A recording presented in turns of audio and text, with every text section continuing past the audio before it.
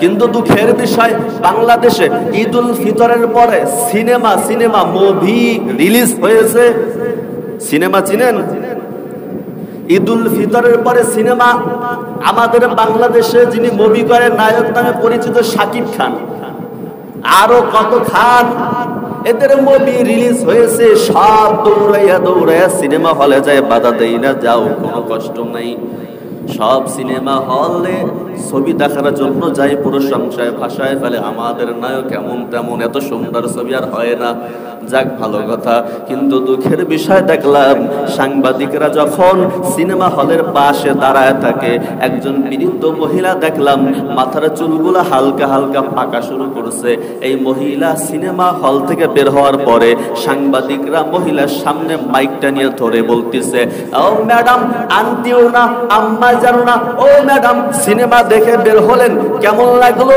দেখলাম বৃদ্ধ মহিলার চোখ থেকে টপ টপ করে পানি পড়ে, আর কয়, আমি আমার নিজের স্বামীকে যতটা ভালোবাসি তার থেকে সাকিব খানকে বেশি ভালোবাসি। নাউজুবিল্লাহ। চোখ থেকে টপ টপ করে পানি পড়ে, আর কয়, আমি আমার স্বামীর চাইতে সাকিব খানকে বেশি ভালোবাসি। এবার সাংবাদিকরা প্রশ্ন করে, ও ম্যাডাম, কেন চোখ থেকে পানি পড়ে? বৃদ্ধ মহিলা ম্যাডাম কয়, সাকিব খানের শেষ সিনেমা, এই সিনেমার শেষের সিনে দেখলাম নায়িকাকে সাকিব খান মেরে ফেললো, ওটা দেখে কষ্টে টপ টপ করে চোখ থেকে পানি পড়ে। বিশ্বাস করেন ভাই, এরকম সিনেমা কোনোদিন দেখি নাই। এই সিনেমা দেখে আজকে আমার চোখ থেকে পানি পড়ে।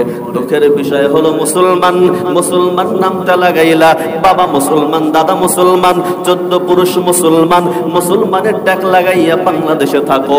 যেই সোনার বাংলায় প্রত্যেক দিন 5 বার সোনার বাংলায় আজানের ধ্বনি শোনা যায়, যেই সোনার বাংলায় বছরে 2 বার ঈদ হয়, যেই সোনার বাংলায় হাজার হাজার হাফেজে কোরআন, যেই বাংলাদেশে হাজার হাজার আলেম, যেই বাংলাদেশে মৃত্যুর সংবাদ শোনা মাত্র বাংলাদেশের মানুষরা পড়ে ইন্না লিল্লাহ, এই দেশে বসবাস করে ফিলিস্তিনি মুসলমানদের উপরে হামলা হয়, চোখ থেকে পানি পড়ে না। ফিলিস্তিনি মুসলমানদের উপরে এত অত্যাচার করা হয়, তাদের জন্য চোখ থেকে পানি পড়ে না, দোয়াও করো না। বাংলাদেশের শাকিব খানের সিনেমা দেখে কাঁদো।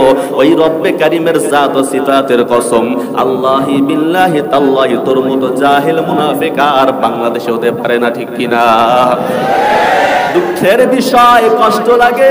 ও মুসলমান, ও মুসলমান, ও মুসলমান, শুনো, মুসলমান ট্যাগ লাগাইছ, ভয় পাওয়ার কোনো কারণ নাই। মুসলমানদের ইতিহাস ভুলে যাওয়া যাবে না। আমরা তো সেই সৈনিক যারা 313 জন সৈন্য নিয়ে হাজার হাজার কাফেরদের মোকাবেলা করেছি। আমরা তো সেই সৈনিক ওমর ইসলাম ধর্ম গ্রহণ করার পরে আল্লাহর নবীর হাতটা ধরে বাইরে বের হয়ে চলে আসলেন। নবীজি বলে, ওমর কি করো? ওমর কয়, আ নবী শুনেন, এত কয়েকদিন বসে ইসলামের দাওয়াত দিয়েছেন গোপনে, আজকের পর থেকে আমি ওমর যেহেতু মুসলমান হয়ে ইসলামের মধ্যে ঢুকেছি, আজকের পর থেকে ইসলামের দাওয়াত চলবে ওপেনে। ওমর নবীজির হাত ধরে বাইরে দাঁড়ায়া ডাক দেয়া কয়, হে মক্কার কাফের, শোনো। নবী আমার ওমরের দিকে তাকায় আছে। ওমর কি বলে? ওমর চিল্লায় ডাক দেয়া কয়, ও আবু জাহেল, ও উতবা, ও সাহেবা, শুন, আজকের পর থেকে খবরদার ইসলামের দিকে চোখ তুলে তাকানো যাবে না, কারণ আজকের পর থেকে আমি ওমর ইসলামের মধ্যে ঢুকেছি, একটা নতুন বিপ্লব ইসলামের মধ্যে ঢুকেছে।